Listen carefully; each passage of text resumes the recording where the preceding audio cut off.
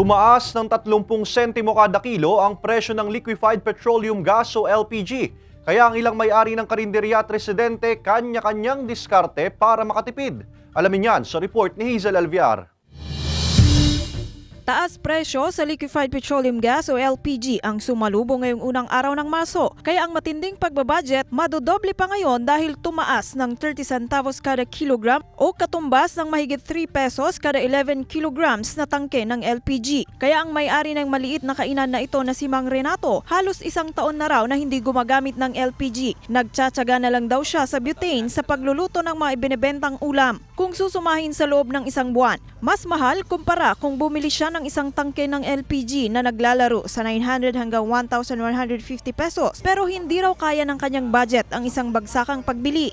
Ito, at mura-mura, kahit pa paano kahit 35 pesos siyang nabibili kaysa sa tangke.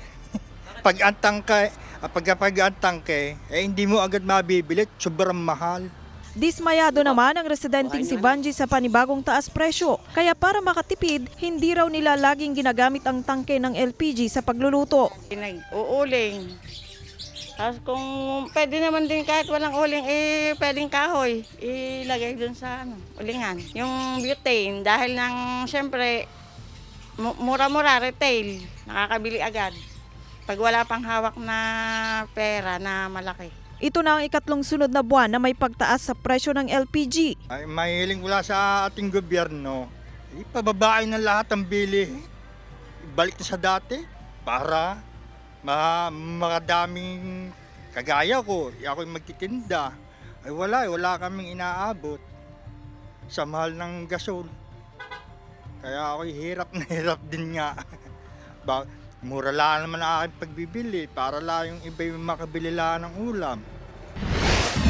Samantala, dagdag bawas sa presyo ng mga produktong petrolyo ang nakaambang ipatupad sa susunod na linggo base sa 4-day trading ayon sa DOE.